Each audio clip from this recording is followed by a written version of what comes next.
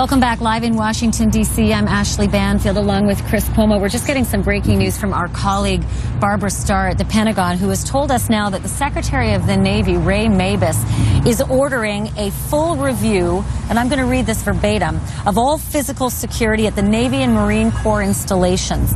The first review is going to be a quick look to ensure that all physical security requirements are being met, and then the second review will be a deeper review to ensure that the right physical and personal security requirements are in place. I don't think this is any surprise, given what's happened here, that someone with absolute clearance, security clearance, considered secret level 2 security clearance, was able to access this naval yard behind us yesterday, a little over 26 hours ago, and fire off a weapon, or at least one weapon, killing 12 other people before he himself was killed. Well, look, it goes to the power of asking the questions and scrutinizing what happened in this situation. It does a little bit to address the immediate need, to find out how he got in and if he were able to get weapons in, how. But there's a bigger issue here that this doesn't touch, and I'm sure the Secretary and his staff are very aware about that.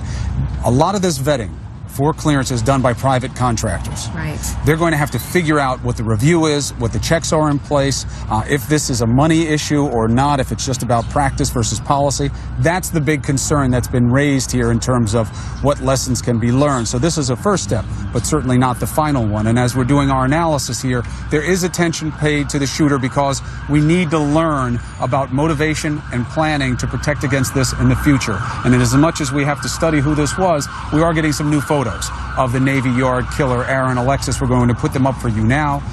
They're showing a variety of his lifestyle photos that we've gotten, and a picture is developing of this man. One of the unusual things, and I don't know how this struck you, Chris, when I learned he was a practicing Buddhist, when I learned he'd spent so much time vacationing in Thailand, it was not the profile of the person I would expect to pick up a weapon and kill 12 people in a rampage. Which goes to the legitimacy of being a practicing Buddhist as opposed to someone who was fascinated with Buddhism and maybe hung around with Buddhists, because, you know, it is a very defined philosophy. And being someone who has violent tendencies and appetites does not square with the philosophy involved there. So there are those considerations as this picture develops of the man.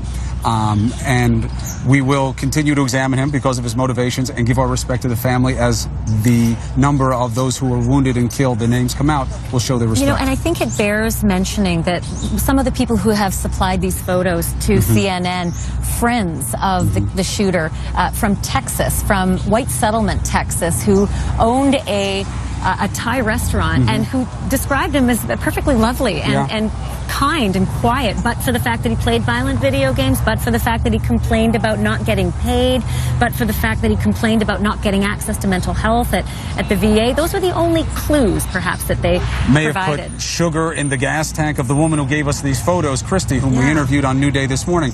But she gives the photos because she knew a different man, and now she wants to help everybody understand what might have happened here. And it's all coming from a good place, and that's appreciated because we need the information.